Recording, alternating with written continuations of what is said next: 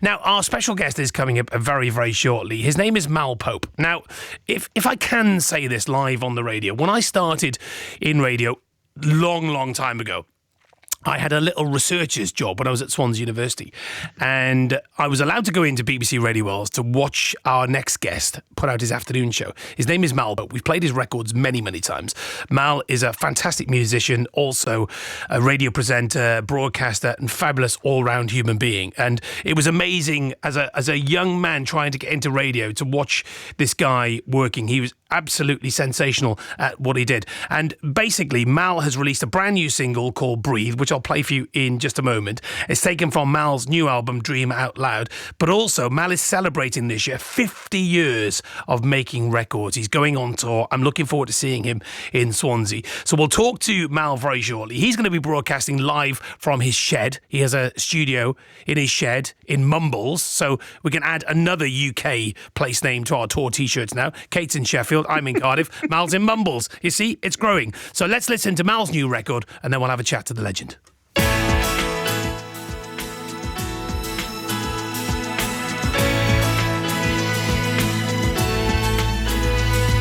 Somebody that called out my name, turning my scream into a whisper. And you took my hand and you led me home. You said I'd never be alone. So what am I really doing here? Where am I gonna find an answer?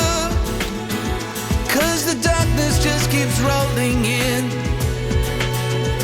and I just don't know where to begin. So I just breathe. Say your name as I breathe in.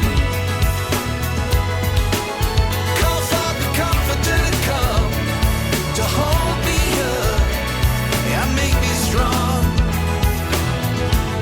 And I just breathe. Say your name as I breathe out. Talk about you in my sleep. Well, I'm asking you, my soul the key. I just breathe.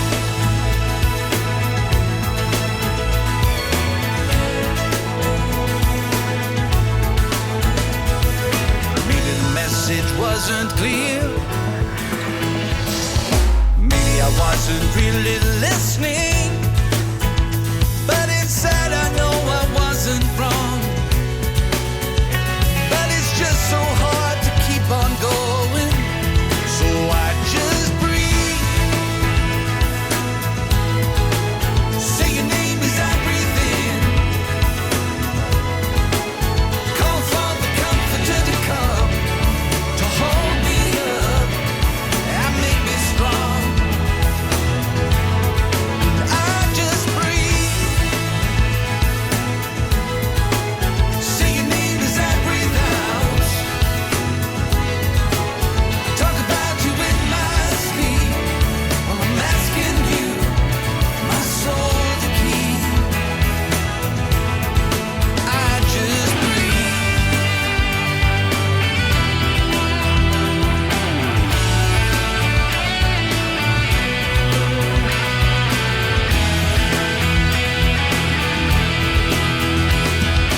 Many times I would walk away, given half the chance.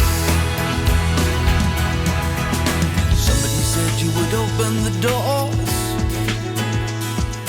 I'm just praying it'll happen quickly. As the furies fight to steal my peace, I'm just praying for that sweet release. So I just breathe.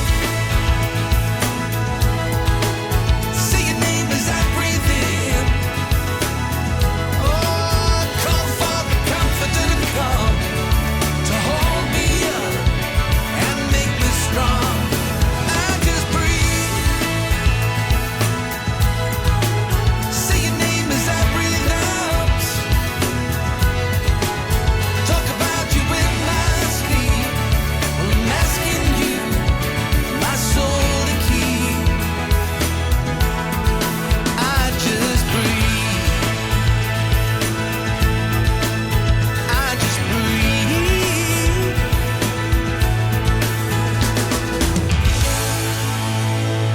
That's Breathe by my very good friend Mal Pope, who joins us live on Good Morning Sunday. Good morning, Mal. Bore da. Thanks for bigging me up, Jason. It can only be a disappointment from here on in for everybody. Well, I think that's the finest introduction I've ever done on live radio, and you can pay me a tenner later on, okay? None of it's true, Kate. None of it's true. Well, he's undercut me because I only said I'd do it for a £5. So, obviously you've gone for the more expensive option. For full clarification, I'll be honest with you. It's amazing that we're friends, though, because he supports, well, not only supports, he's the vice president of Swansea City Football Club. I support Cardiff City Football Club, one of the biggest rivalries in British football, and yet we get on. We're bringing people together, Jason. That's what we do. Congratulations on Aaron Ramsey as well. Until We're September the 16th, when I don't talk to you for 2 days. Anyway, Mal, good morning to you. It's so lovely to have you on. I was just saying to my production team here as well, I've known you for a long time, Mal, and I play your records. We play your records on Radio 2, and your voice is magnificent, and you've just got a fine tradition of making great music. So congratulations on what is an amazing career. Thank you. Well, it's more of a collection of unconnected events, I think, rather than a career. But I always say yes, and it's taken me all around the world. Traveling around the world with Max Boyce, or going to the Deep South and meeting the people who were involved in the civil rights movement. Saying yes is a very powerful thing. It also gets you into trouble, Jason, as you probably know. But it's been a remarkable journey. And I always say I like to visit the past. I don't want to live there. But at the moment, I suppose it's 50 years since my life changed. My first session for BBC Radio 1. And at the time, it's in my family's life, it just seemed like another event. Because I've got my dad's diary in front of me here. And, he mentions going to London in the same sentence he does about eating the first tomatoes of the season. So it's that important. But really, it did change my life. 50 years of making music for you. How does that feel, Mel? Well, it's amazing, really, because I managed to get hold of all of those early late night sessions, because I didn't sort of broadcast for daytime radio. I was broadcasting for a thing called Sounds of the 70s, the Top Gear program, which was on between 10 and 12 o'clock. And those programs were on past my bedtime. And it was my brother's friend, Mike Nicholson, who said, you ought to send your songs, because I was writing songs from the age of 9. He said, you ought to send these songs to late night radio. And so when the letter came back, and I've actually got the letter in front of me now, from a guy called John Walters, the producer of the Top Gear show. It's from the 23rd of May, 1973. We would like to record some songs for us to broadcast them on the Top Gear show. Could you ask your father to write to me giving his permission for you to appear on the programme? And it was just, I can remember that letter coming through the letterbox, on that day, and expecting the worst. And then suddenly my life changed, and the music's always been there right at the centre of everything. I've done lots of other stuff, as you know, but the music's always been the driving force. Yeah. A lovely message just come in from Andrew, who's listening. Morning, Andrew. When my kids were growing up, we had a Mal Pope album in our car. We played it loads. The kids met him once. He was so lovely that from then on, any time Mal Pope's name came up, the kids would say, the nicest man in the world. How lovely is that? Well, yeah, I probably paid him as well. It's funny. On a different story, somebody said once they had their car broken into, they stole all of the cassettes except mine. So you win some, you lose some. Jason, Kate, you win and lose some. Absolutely. And your new record, then, Dream Out Loud. What are we expecting from it, Mel? Well, it is a lot of songs of faith, if I'm honest, because that song "Breathe." It's funny how songs get inspired into your brain. It comes from two sources. One is Mario Macronelli, the boxing coach, Enzo Macronelli's dad, who said, "We all take a punch. You go down on one knee, put your elbow on the ropes. You breathe for the 8, then you get back up and start the fight again." So breathing's been important in my life since I can ever remember. And the other one is a guy called Dr. Tony Campolo, who was a great preacher. And I was going through a bit of a tough time, and I was on tour with him. And I said, "Tony, what do I do?" And he said, well, just breathe. Breathe Jesus in, breathe Jesus out. And, sometimes there's nothing you can do. You have to go through it. And breathing is a really good way of getting through to the next part of your life. We've got a record lined up by an artist you might have heard of. His name is Elton John. You heard of him? Whatever happened to him, eh? Yeah, what happened to him? Yeah. But tell the listeners, some people, because you were on about a year ago, weren't you? And obviously you told your connection with Elton and Elton's record label. Tell that story in case anyone missed it. So I was on a late night radio program, and then Elton John heard it and signed me to his new record label. And I became the record company mascot. So I went training with Watford because I'm a massive football fan and a bit of a player before my knees went. And stayed at his house, beat him at Subbuteo football. But they used to do special things. So I remember staying, and they said there's a taxi coming to collect you. Make sure you're up and ready. So the taxi came to the hotel I was staying in, and it took me to this massive house somewhere down on the river by Twickenham. And I knocked on the door, and this was a lie. The door was opened by Pete Townsend. And I could see behind him Keith Moon, who scared the living daylights out of me as a 15 or 16-year-old, however I was at the time. Anyway, I walked into this house, and it was a studio. And they had a special chair for me above the piano booth. And Elton John is sat there in his tiger sort of skin jacket. And I was there for the recording of a song called Pinball Wizard. Wow. Oh, my goodness. That is amazing. Okay, right, Mal, we'll talk more after this.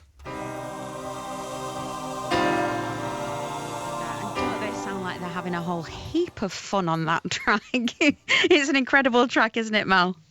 Well, they were, and I remember because Ken Russell, the director, was there as well. But the thing was, Gus Dudgeon was the producer of that session. He was also Elton's producer a long time, but also mine. So I knew everybody in the band. They'd all played on my records as well. So it wasn't a case of being just a kid coming into the room and sitting at the back. I was like one of the gang. So it was amazing. And to see him at Glastonbury doing all of those songs, I mean, it was staggering, wasn't it? It was wonderful. Yeah, that set was incredible. We were only watching it from telly and listening to it on the radio, and I was overexcited and could feel the electricity. What it must have been like to be there was just incredible. Yeah, and it was almost like a spiritual experience for me because he's been so much a part of my life ever since I met him and signed for his record company. To see that sort of coming to this part of his life coming to an end as he moves on to other things, it was very emotional, I think, all around. Yeah, spirituality and your faith underpins everything you do, doesn't it? I think so, and I wouldn't say I'm very good at it, Kate. I don't think any of us are. I think that's why we call practicing. I think that's why we say we're a practicing Christian, because we're just trying to get used to it. I mean, I look at my dad's diary, this time 50 years ago, he was preaching Binia Gospel Hall on Isaiah 12, verse 13. I thought I'd get that for us this morning. With joy you will draw water from the wells of salvation. Well, sometimes it's not all that joyous, is it? Sometimes it's really hard work. And I think probably, when I was 12 or 13, I always felt my job was to save the world, to be honest, Kate. That was my background. You had to go out there and save the world. And I realised I probably haven't got a big enough heart for that. And some of the black and the white stuff isn't quite so black and white anymore. But it is the bit that I can't get rid of. It's right at the centre of who I am and who I've always been, and maybe who I'll be going forward as well. Yeah, sometimes you put your bucket in the well of faith and you pull the bucket back up and there's not a lot in there sometimes, is there? Sometimes it's overflowing. And we have to remember when things overflow, they often make a mess as well. But how does your faith practice look these days? Well, I suppose really, people have different idols, and Elton's been an idol for a long time, or people they look up to, but mine is probably Moses, of all the people in the Bible. And I tell you why, because he had a lot of success when he was young, and then he went off for 60 years to become a shepherd. And then when he was 80, he finally got his proper gig. Now, I'm not 80, because I should say when I did these things 50 years ago, I was only 12 years old. Yeah. So you could do the maths. But, there's always a time in your life when you get prepared for something that you're really supposed to do. And I still think that moment is yet to come. And I think that probably is because of my faith. I still think there's a better day coming, Kate, for all of us. There's a better day coming. And that goes for my career as well. So I keep on thinking, I just do what I do, and hopefully that better day will come soon. And what a career it's been. 50 years of making records, Mal Pope, and releasing this new single, Breathe, taken from your new album, Dream Out Loud. It's always a delight to have you on the show. Will you come back again? At a drop of a hat. I'm always near the shed, always ready to tune in. Thanks very much for your support, Sending you a coach, my darling. Mal, just before you go, I just want to ask you, that night at the Grand Theatre, what's the date again? It's October the 3rd, which is actually, it's 50 years to the date I signed to Elton John's record label. Went to London on that day. They picked me up from Paddington Station in a white Rolls Royce. Goodness me. And life was never the same again. Amazing. We'll have to bake you a cake. You both have to come. I'll reserve some seats for the Swansea Grand Theatre. Oh, Mal, God bless you. Thank you very much indeed. Such a delight to have you on the programme. Thank you very much indeed. Mal, thank you.